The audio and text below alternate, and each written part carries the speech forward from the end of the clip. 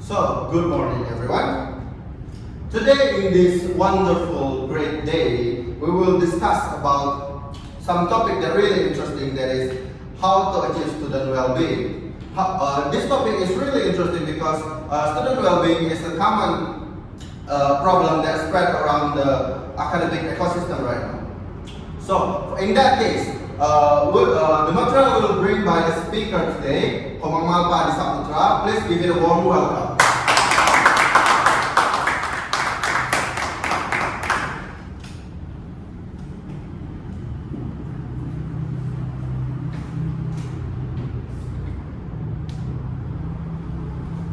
So, before we start our discussion today, I'm BAYU WICAKSANA as your moderator will continue this seminar on track. So before any question or any opinion given by the audience, either the moderator, please ask my permission first. So for the moderator and for the speaker, KOMANG MALPA ADISAPUTRA, the stage is yours. Okay, thank you to moderator. Good morning, everyone. Good morning. So, here I stand to, I want to explain a material and I want to discuss this material about a way to achieve student well-being. So, as we know, student well-being is defined as continuous states of positive moods and attitude. So, as well as relationship and experience at school. So, I bring this material that I hope student will happy and comfortable when studying at school. So there is a few points I want to explain to achieve this student well-being. So the first step we need to do when we want to achieve student well-being is planning and implementing student school learning process. So, as a potential learning leader, the prospective principal must have a competence in leading the planning and implementation of student-centered learning process. So, the competency indicator include the first one is giving feedback. So, while you study or do this competency, the giving feedback is one of the most important things, that giving feedback on the study plan as a basis of making improvement. So this can be make improvement while we studying at school.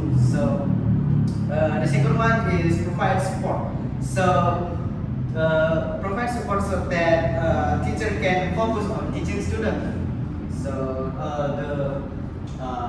the last one is demonstrate students and the learning process as role model for a teacher.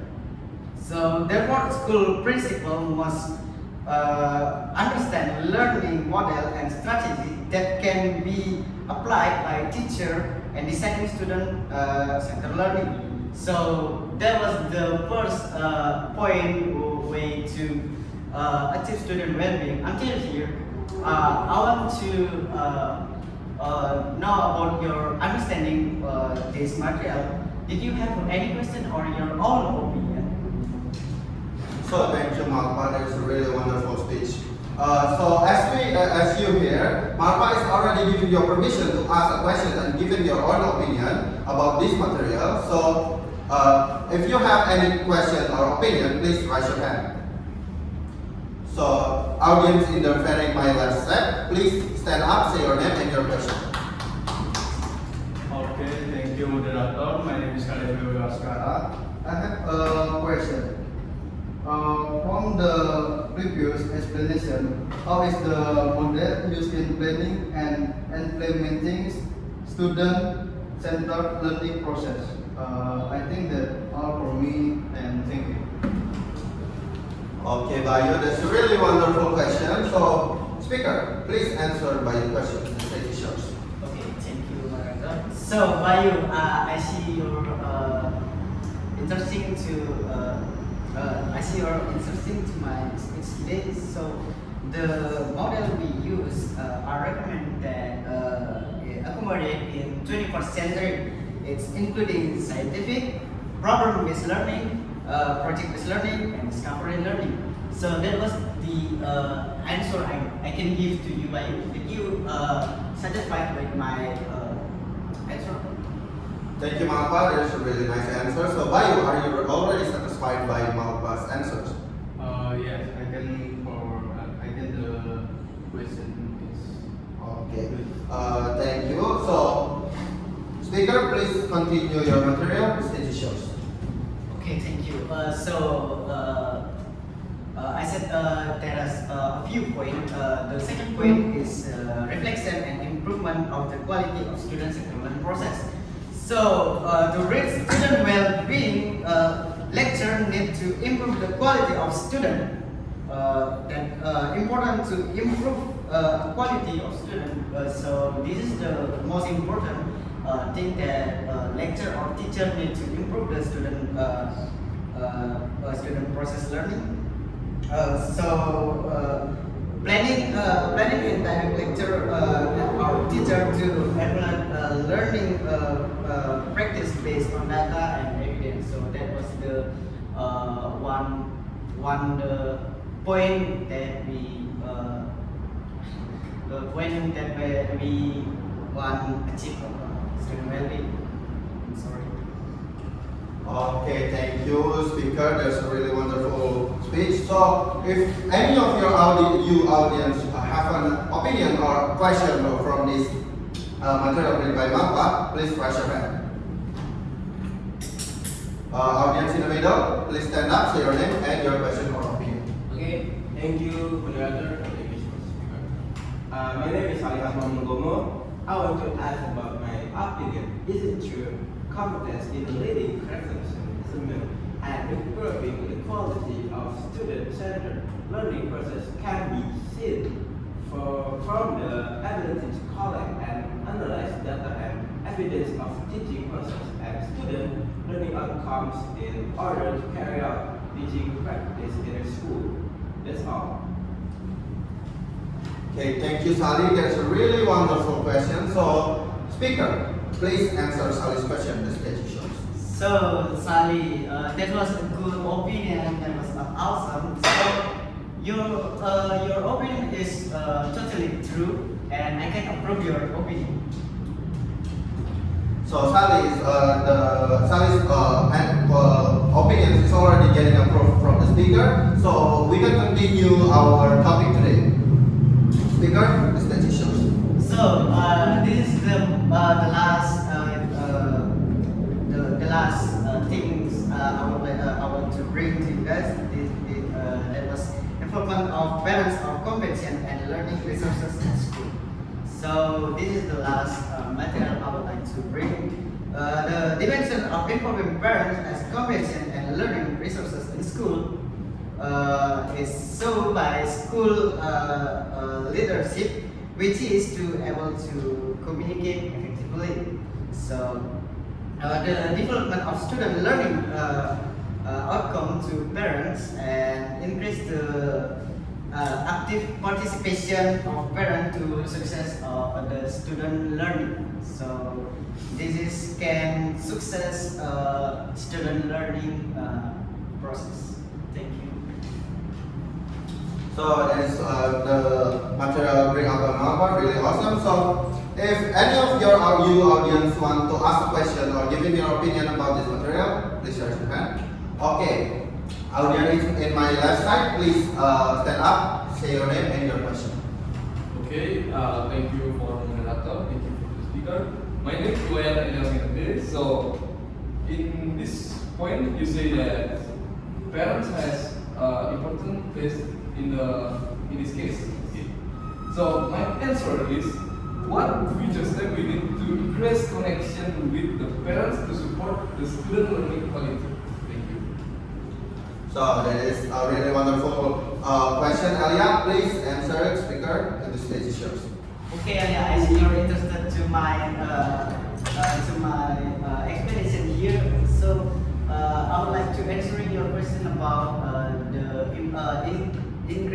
step to increase connection with the parents. So the step we to increase our connection to parent is to communication. Firstly, communication. Communication is the important thing to increase our connection with parent. Absolutely, communication is the one most important thing. And then provide them a role for parents to be informed as competent and learning resources. So parents can be learning resources for students. And then another one is communication. Communication is yes, communication, like I said before, and then improvement of parents as necessary. So thank you, speaker. That's a really wonderful answer. So Elia, are you already satisfied with the answer? Okay, thank you for the speakers. I already satisfied with your answer. But I have one more question. Elia, please don't say your question, either I say. So, speaker, can you say this question? Okay. Yes. Okay. Elia, please stand up, say your question. Okay, I'm sorry before. Okay, I have one more question. So, in your material, you say that principal have an important place. So, my question is, what is the principal role to letting the parents of the student get their active contribution on the learning process at school? Thank you. Okay, that's a really wonderful question, Elia. So, wow, we see a lot of audience is interested about Elia's question. So, speaker, are you allow any other audience to answer Elia's question? Yes, I can allow. So, audience in the middle, please stand up and say your answer. Okay, thank you for the speaker. I wanna answer a question from ELYA. In my opinion, the principal must open space for the active participation of parents in the teaching and learning process at the school. One from of influencing parents of students in the learning process is that parents can grade teaching materials according to their skills and expertise at certain moments to enrich student learning. Okay, thank you, Sally. That's a really awesome answer. So, speaker, are you approved that Sally's answer is correct? Okay, I approve the Sally's opinion, and that was satisfied me also. Okay, if there is anything that speaker want to say, the stage is yours. Okay. Until here, I want to know your understanding about my material I bring to you guys today. I have one question for you guys. Why we must achieve the student-centered learning? Why we must to achieve student well-being? This can be your own opinion, or you can search on the internet. Okay, that's a really wonderful question from our speaker. So I see a lot of you guys. It's interesting, and since Elia is already asking 2 questions, he is really interesting about today's topic.